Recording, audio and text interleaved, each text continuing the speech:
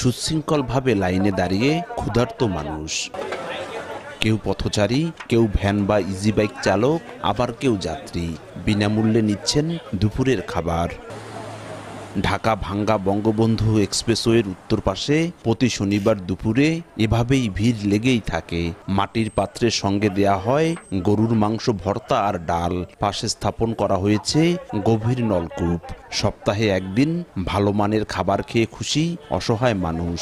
টাকা লাইন আমরা অটো চালাই তো, অটো ভ্যান সবাই খাওয়ায়। গরিব মানুষ একটু ভালো মন্দ এক সপ্তাহ পরে একটু খাওয়া দাওয়া পায়, তাই আমরা ধরেন আসি। প্রতি সপ্তাহে গরুর গোশত, সাদা ভাত, ডাল, মানে প্রতি সপ্তাহে স্যার আমাকে একবার খাওয়ায়। আরো অনেক কিছু একে পেতে ডাউনলোড মাইবিএল অ্যাপ বাংলা লিংক। মানবতার সেবায় গড়ে তোলা হয়েছে আমরা আমাদের জন্য নামের একটি স্বেচ্ছাসেবী সংগঠন। সেখানে কাজ করছে ১৫০০-এর বেশি তরুণী ও যুবক। সমাজে ভালো কাজের সঙ্গে সম্পৃক্ত থাকতে পেরে খুশি তারা।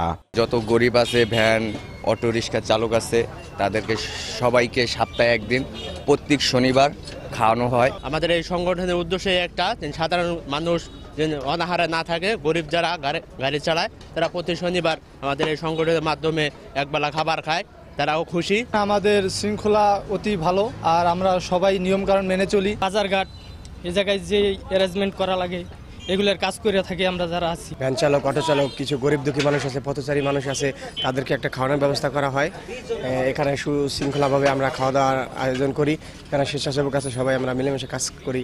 মৃত্যুর আগ পর্যন্ত এই কার্যক্রম চালিয়ে যাওয়ার কথা জানান প্রতিষ্ঠাতা লিখন চৌধুরী। পরবর্তীতে এই হাল ধরতে চান লিখন চৌধুরীর একমাত্র ছেলে আয়মান ইলিয়াস চৌধুরী। আনন্দ ভাগাভাগি করে নিতে সবার সঙ্গে মাটির পাত্রে খাবার গ্রহণ করেন বাবা ও ছেলে। সারা জীবন অসহায় মানুষের পাশে থাকার কথাও জানান তারা। আমরা এবং আমাদের বন্ধু বান্ধব, আত্মীয় স্বজনের সহযোগিতায় আমরা এটা চালাই। হ্যাঁ, সপ্তাহে একদিন সাপ্তাহিক অতিথিশালা, একদম নিম্ন শ্রেণী যাদের ইনকাম হালাল, কিন্তু তারা বছরে হয়তো একদিন মাংস খাইতে পারে না, এদেরকে আমি চেষ্টা করি ৩-৪০০ লোক প্রতি সপ্তাহে খাওয়াতে। মানুষ একবেলা 1 কেজি গরুর মাংস কিনা খাওয়ার মতন সামর্থ্য রাখে না। তাই হঠাৎ করে আমরা একদিন বসলাম।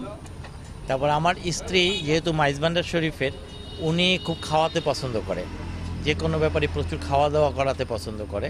ওর থেকেই উৎসাহিত হয়ে এই ব্যবস্থা করলাম। এটা আসলে অনেক ভালো লাগে, কিন্তু আবার একটু খারাপও লাগে যে মানুষ যে এত অসহায়, এটা বাইরে থেকে হয়তো বোঝা যায় না, কিন্তু এখন অবস্থাটা এমনই যে যেহেতু মানুষরা এতই অসহায়, তারা প্রতিদিন এখানে ৩০০ জন লাইন ধরে কিন্তু দাঁড়ায় থাকে সেই 2টা থেকে, এবং এই যে একটু খাওয়াইতে পারি এটাই আসলে অনেক ভালো।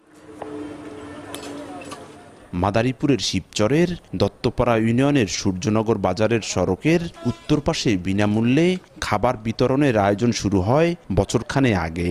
প্রতি শনিবার ৩০০ থেকে ৩৫০ মানুষ খেতে পারেন দুপুরের খাবার। মাদারীপুর 1 আসনের সাবেক সংসদ সদস্য ও জেলা আওয়ামী লীগের সাবেক সভাপতি মরহুম ইলিয়াস আহমেদ চৌধুরীর মেজ ছেলে লিখন চৌধুরীর হাত ধরেই শুরু হয় এই মহতী উদ্যোগ। সঞ্জয় কর্মকার, অভিজিৎ, সময় সংবাদ, মাদারীপুর।